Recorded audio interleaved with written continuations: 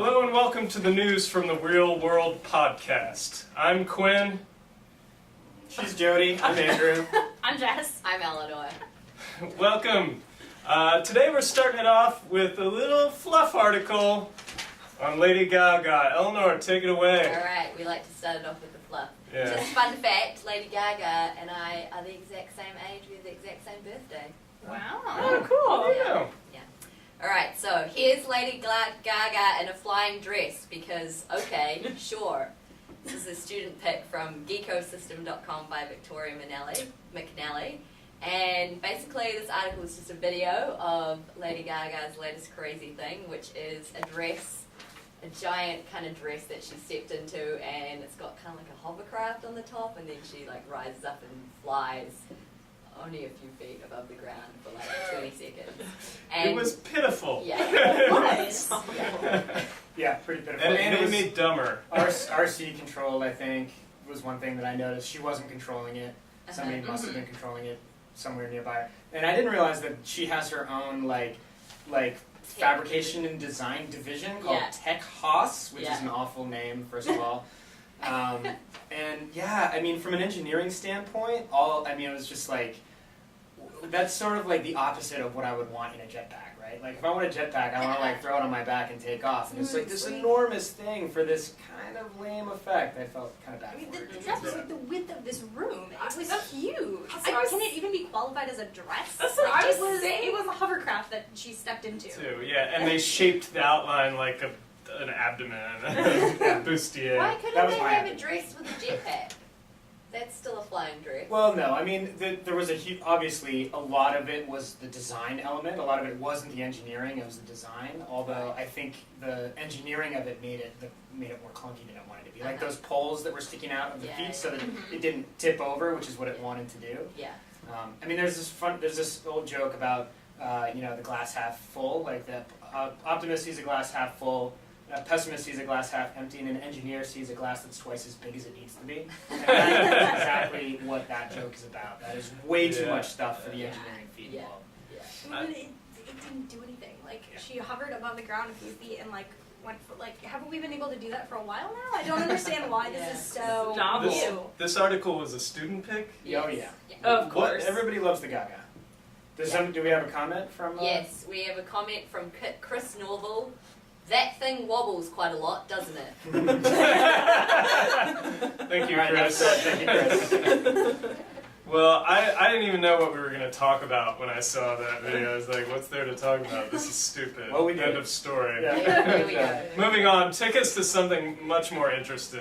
Andrew. Okay, so we had an article this week that was also a student pick about a new book of Rube Goldberg's cartoons that's coming out for the holiday season.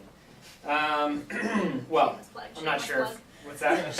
Yeah, it should go on the David. It should go on the PTM. Oh yeah, that's true. Holiday the holiday list. gift guide. Holiday gift guide. Yeah, so the book is called Rube Goldberg's Marvelous Machines, and a lot of people don't know that Rube Goldberg was not an engineer at all. He was a cartoonist, although he did study at UC Berkeley. To be an engineer, his life's work was in editorial cartoons for the newspapers in San Francisco. Pulitzer-winning Yeah.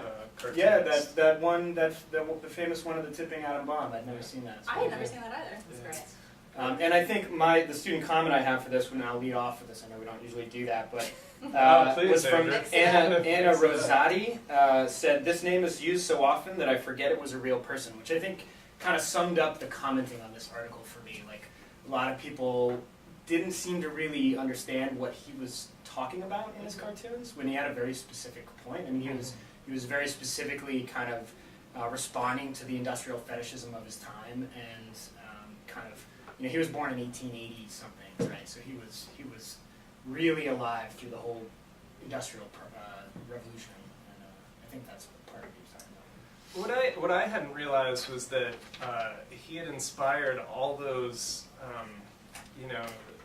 kind of iconic image from cartoons in my youth, or like every Wallace and Gromit has this, where it's an elaborate machine that sets off a series of chain events that then results in my breakfast cereal being poured. Yeah. You know, like, I couldn't believe Yeah. nobody mentioned Kinda- Inspector Gadget. I mean, that's Oh. that's how Completely, Inspector Gadget yeah. starts. Oh, I was thinking the Back to the Future scene. oh, of Yeah. course, the What? opening, yeah. Chitty Chitty Bang Bang. There you go. That's another one. That's all Rube Goldberg. Yeah. came up Or with the that. OK Go video, music video. Where Somebody did mention that. Actually. Yeah, oh, that's good. Yeah, that's really recent. Did anyone read like the explanations in the cartoons that they showed? And there was this one about him eating his cereal, and then like all these things would happen, and then the napkin would wipe his Yeah, I chin. did And that it said, no, but if you read the instructions, it said, and then you can replace the napkin with the harmonica. that was the best. That's I really good. want that Yeah. machine. I thought it was interesting. The article mentioned that a lot of schools and clubs do projects, which I never realized that we do that every year. The freshman class does it here at CMU. I never realized that other people that's a thing that really gets done because it seems so A lot of specific. engineering programs do it. Yeah, just as a kind of, I think mostly as a stress relief. I imagine that's why those guys do it. Oh, and I guess just to promote, different ways of thinking. Collaborative about process creating too. I think a lot of it comes Yes. from, at least a lot of what I've talked to the freshmen about, what they get out of it is the collaborative process and how everybody builds a little part and you have to somehow integrate them. I mean, that's a lot of what we do in theater too, is everybody takes a part of an object or a production and sort of has to make it work together at the end, to get from beginning to Well, speaking of invention, Eleanor. All right. Yeah. So this next article is called "Invention, Innovation, and Creating Real Change." It's an editor pick from culturebot.org by Andy Horwitz, and you know why it's an editor pick because it's very, very long. And it's not fluffy. And it's Not definitely at all. not fluffy. So, okay, to summarize, this article. So basically, this article is kind of reflecting on, where we've come from in the arts kind of in the last 10 years. And it sort of discusses the history of how we have a lot of large institutions in the arts and kind of how they came into being in the post-war era, kind of with the rise of the middle class and thinking that everyone was going to want to go to the arts all the time, and how really those institutions are very outdated. And the way that we fund and sort of structure the arts in a kind of Western society with giving a lot of money to these big institutions all the time, who then try and get new audiences for maybe these, well, the audiences just aren't there necessarily for the work that they're creating.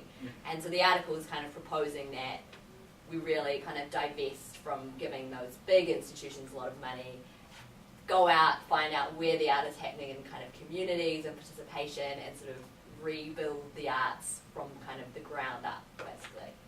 Yeah. What did you guys think about this? The quote I wrote down from that was when they were talking about how museums changed their sort of, how museums Yeah. just moved from being collection agencies basically to being more of a productive and sort of active member in the culture. Right.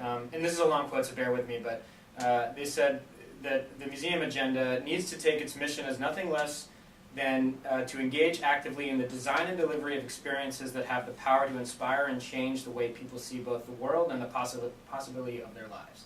Yeah. And I mean, I read that and I was like, well, that's kind of a no-brainer, right? Like Yeah. that's what art has not always been about necessarily, but modern art, that's what it's always been about, is Sure. shifting perspective and doing it in a very personal way. And I agree that, and not that I love You Can't Take It With You, but watching that show sort of made me remember that this sort of message or this way of delivering whatever message that was seemed very dated to me Yeah. in that particular way. And I didn't know if that's part of what they were kind of getting at. I think so, yeah. I think they were talking about also just kind of the shift in how audiences want their art these days. He was talking about how it's more of a selective experience. They wanna take what they want and leave what they don't want, sort of thing. Yeah, and people go to museums because they can do it whenever they want. They don't have to be there at 7:55 on the dot, Right. Which what's a way we can make theater work that way? Like, Well, I think already, there's a trend where shows are shorter, right? Yeah. We're going towards the 90-minute show, which I love, but I find it ironic, and maybe this is not related. Movies are getting longer. Has Yeah. anyone noticed this? You have to Yeah. commit to sitting in a theater for 2.5 hours, and it's But a movie has the ability of being played simultaneously in multiple rooms and over again, so that Yeah. audiences can choose to to take that 2.5 hours up whenever they can in their day. Yeah. Guess Theater that's true. still suffers from this very, 2 o'clock and 8 yeah, o'clock. exactly. It's Yeah. always I always Tradition. Exactly, it's tradition, and I always Yeah. find it funny when non-theater people ask me, "Oh, well, what time's the show?" And I'm like, "It's at What time's it 8:05. It's always?" always at 8:05." That's kind of what I got from this article too, is the idea of where we're heading and innovation butting up against tradition. Mhm. And how do we solve that? Or is there anything to solve in that I feel as like- theater makers? I feel like, well, if you've been to festivals and theaters and when shows are happening kind of all day, they're still sparsely attended. Even you could catch a show at 3 o'clock that's only 45 minutes long. You know what I mean? Then see another one at 4:30. Well, I think it's not about necessarily changing the like structures or the shows at 8 or it's participatory and it's Sleep No More and you can choose. I mean, I think that's all part of it, but I think it's really about putting the level of professional art in the community, really. Like, I get really inspired by, like, Christopher Macaron, who came and visited CMU and was talking about his production of Waiting for Godot, which he did in, like, post, Katrina in New Orleans. And it's like, they were embedded in that community, the community were part of it, they were supportive, some of them were in it, like, it was directly relevant, and it had a tremendous effect. And I feel like that's what the article was really trying to encourage. And I It's think saying not just Broadway and like the 8 o'clock show, but like art, relevant, urgent, necessary. And it's that's a perfect point, and I admire and really respect people who do that, because first of all, it's so much harder to Yes. do that. Yeah. It's like it's a much more Absolutely. difficult thing to take on.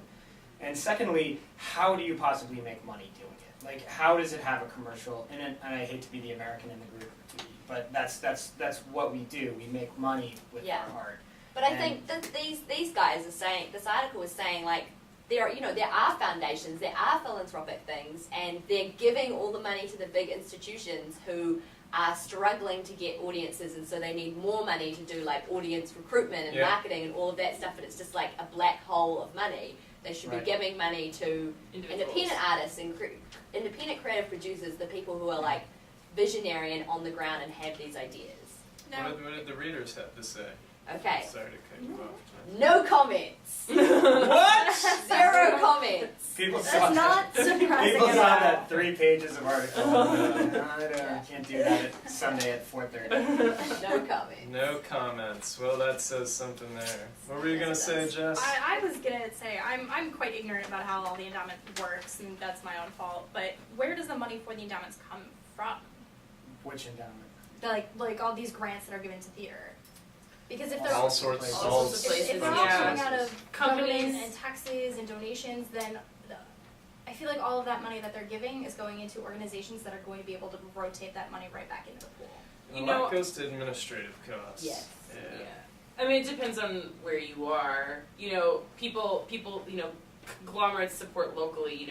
In Atlanta, Coca-Cola gives to companies in Atlanta, the Woodruff Art Center and stuff like that. And, when I was living in Sacramento at the B Street Theater, Blue Diamond, the almond company, gave tons of money to B Street because it was local. Right. So, Right. And I mean, I feel like a little bit of the part of giving money is also it markets that company. It gives them a good name. So like, giving money, you want to give money to people who are going to be able to be like, oh, this person gave us money and market their product. right, of course. And as for So- marketing in theater, join us in our next segment. We'll talk a little bit more about that. Nicely done. Bye. Bye. Thank you.